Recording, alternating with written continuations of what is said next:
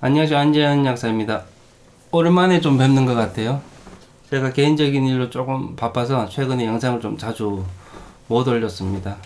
그래서 죄송하다는 말씀 드리면서 오늘 영상 시작해 보도록 하겠습니다. 오늘은 국민상처연고 후시딘과 마데카솔에 관한 설명을 좀 해드릴게요. 후시딘 연고하고 마데카솔 연고는 현재 국내 그 상처연고 시장에서 37년째 경쟁 중인 상품들인데요. 외형적으로는 후시딘 연고가 마데카솔 연고보다 이제 매출 면에서 조금 앞서고 있는 것 같아요. 제 생각에 그 이유는 아무래도 후시딘이라는 그 브랜드 인지도 때문에 그렇지 않은가 생각을 하고 있고요. 약국에 후시딘이나 마데카솔 연고를 사러 오시는 분들 중에 그 10중 8구 저에게 그 물어보시는 질문이 있어요. 그게 뭐냐면 이제 약을 사러 들어오시면서 그래요. 후시딘이 좋아요? 마데카솔 좋아요? 뭘 발라야 돼요? 이렇게 많이 질문을 하시는데요. 약사 입장에서는 사실은 참 대답하기가 난감한 질문이에요. 왜냐하면 그 두 가지 연고가 서로 성분이 다르기 때문에 쓰임새도 조금 다르거든요, 사실은. 그래서 오늘은 후시딘 연고와 마데카솔 연고가 서로 어떻게 다르고 또 소비자분들은 어떻게 선택을 해야 하는지에 관한 설명을 좀 해드리겠습니다. 먼저 후시딘 연고부터 설명을 좀 드리고 나서 뒷부분에서 마데카솔에 관한 설명을 또 드리도록 하겠습니다. 후시딘 연고 속에 들어있는 성분은 그 푸시드산이라고 하는 세균의 증식을 억제시켜주는 그런 항생제가 들어있어요. 이 푸시드산이라고 하는 항생제는 1962년에 덴마크에 있는 레오파마라는 그 제약회사에서 만든 그 성분이에요. 근데 재밌는 게 후시딘 겉포장을 자세히 보시면 동물 한 마리가 있어요. 아마 대부분 모르실 겁니다. 후시딘 겉포장을 뭐 일부러 그렇게 꼼꼼하게 보시는 분들은 없죠. 그 겉포장을 자세히 보시면 사자 한 마리가 있어요. 그 사자가 왜 있냐면 아까 말씀드린 그 덴마크의 레오파마라는 제약회사 그 심볼, 마크 뭐 그런 거 있죠. 그게 바로 사자예요.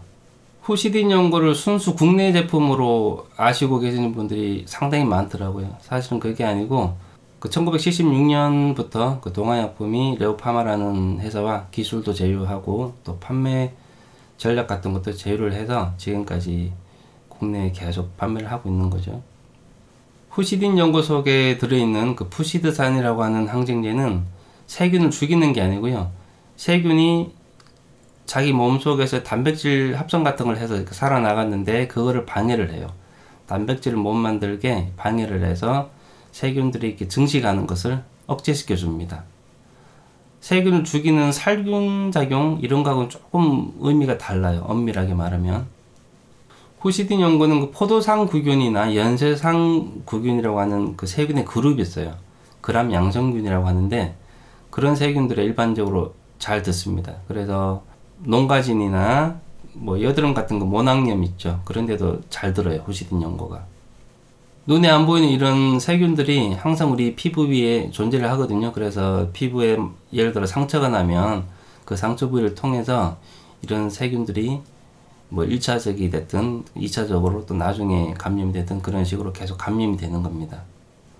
이 푸시드산이라고 하는 항생제는 피부 침투력이 상당히 좀 뛰어나요. 뛰어나서 상처가 생기고 나서 며칠이 지나면 딱지 같은 게 보통 생기는데 그 딱지 위에 발라도 이제 피부 속으로 침투가 잘 돼요. 그냥 일반 피부에 바르는 거하고 딱지 위에 바르는 거하고 효과가 거의 똑같다고 보시면 됩니다. 후시딘 연고가 현재 우리나라에서 1년 대충 한 600만 개 정도 이렇게 소비가 되는데 요걸 조금 다른 말로 해석하면 우리가 후시딘 연고를 너무 이렇게 남용한다고 볼 수도 있어요. 항생제의 남용 문제하고 이렇게 직결되는 문제입니다.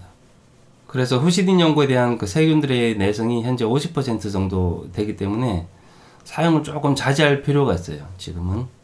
후시딘 연고는 성인뿐만 아니라 뭐 4주 미만 신생아나 뭐 좀 미숙아 이런 경우를 제외하고는 어린 아이들한테도 안전하게 사용할 수 있는 그런 연고입니다. 이제 결론적으로 말씀드리면 후시딘 연고 같은 경우에는 상처가 처음에 난 그 초기 단계에서 사용하시면 아주 효과적이에요. 다음은 마데카솔 연고에 대해 설명을 좀 드릴게요. 마데카솔 연고 같은 경우에는 1970년에 이제 프랑스에서 수입을 해서 판매를 하다가 1984년 정도 돼서 이제 자체 생산을 하기 시작하면서 현재까지 판매를 하고 있고요. 국내에서. 여러분도 잘 아시는 것처럼 마데카솔 연고의 광고 포인트는 두 가지예요. 첫 번째는 식물 성분의 아주 순한 연고이다. 그리고 두 번째로 새살이 솔솔 이렇게 돋아나는 피부 재생 효과가 있다. 조금 다른 말로 하면 흉터가 생기지 않는다. 요거 두 가지죠. 제 생각에 아마도 동국제약 입장에서는 그 동화약품의 후시딘 연고를 따라잡기 위해서 후시딘 연고와는 조금 차별화된 뭔가 조금 다른 그런 게 필요했던 게 아닌가 하는 생각이 듭니다. 사실은 마데카솔 연고도 종류가 몇 가지가 있어요. 예전에 복합 마데카솔 연고라는 게 있었고, 그리고 최근에는 약국에서 마데카솔 케어라는 연고를 판매하고 있죠. 복합 마데카솔은 공급이 좀 저조한 거 보니까 생산을 안 할 것 같아요, 앞으로. 그래서 오늘 영상에서는 마데카솔 케어에 좀 집중해서 설명을 해드리도록 하겠습니다. 마데카솔 케어 연고 속에는 두 가지 성분이 들어있어요. 하나는 센텔라 추출물이라고 하는 그 식물 성분이 하나 들어있고, 또 하나는 아까 후시딘처럼 그 항생제가 들어있는데 이름이 네오마이신이라는 항생제가 들어있어요. 그 속에 센텔라라고 하는 거는 식물 이름이에요. 원래 식물 이름인데 이게 뭐냐면 센텔라 아시아티카라는 그 식물의 학명에서 이렇게 따온 겁니다. 아프리카 지도를 자세히 보시면 그 오른쪽에 마다가스카르라는 섬나라가 있어요. 섬나라가 있는데 이 섬나라가 아까 제가 말씀드린 그 센텔라 아시아티카라는 식물의 그 주산지예요. 그 나라에 이렇게 많이 자생을 하고 있는데, 마데카솔이라는 이름도 마다가스카르에서 이렇게 따왔다고 하더라고요. 어감이 좀 이렇게 비슷하죠, 그죠? 이 센텔라 아시아티카라는 식물은 고대부터 뭐 피부병이나 뭐 나병 같은 이런데 사용을 했다고 그런 기록이 남아 있고요. 지금까지도 이 식물 속에 여러 가지 성분이 들어있어요. 들어있는데 그 중에서 제일 중요한 게 아시아티코사이드라는 성분입니다. 이 아시아티코사이드라는 성분이 어떤 역할을 하냐면, 우리가 상처가 나서 이제 마데카솔 케어 연고 같은 걸 바르게 되면 이 아시아티코사이드라는 성분이 피부가 재생될 때 그 콜라겐이라는 게 있어요. 그게 정상적으로 잘 이렇게 생합성 되도록 유도를 해주고, 그래서 피부 흉터가 좀 덜 나게 되는 거죠. 다음은 마데카솔 케어 연고 속에 들어있는 그 항생제 성분 네오마이신에 관해서 설명을 좀 드릴게요. 이 네오마이신 아까 후시딘 연고 제가 설명드릴 때 했던 것처럼 뭐 포도상구균이나 연초상구균 이런 그람 양성균보다는 주로 그람 음성균, 피부의 2차 감염을 주로 일으키는 그런 그람 음성균에 대해서 좀 더 효과적이고요. 이 네오마이신이라는 항생제는 신장이나 우리 귀 있죠? 귀 신경에 조금 장애를 일으킬 수가 있기 때문에 아무리 먹는 약이 아닌 그 바르는 연고이지만 조심을 하셔야 돼요. 이렇게 후시딘 연고도 그렇고 마데카솔 케어 연고도 그렇고 두 가지 다 푸시드산 그리고 네오마이신이라는 항생제를 함유하고 있기 때문에 조금 사용을 조심하셔야 돼요. 무조건 상처가 났다고 하면 무조건 연고를 바르거나 이런 습관은 조금 고칠 필요가 있습니다.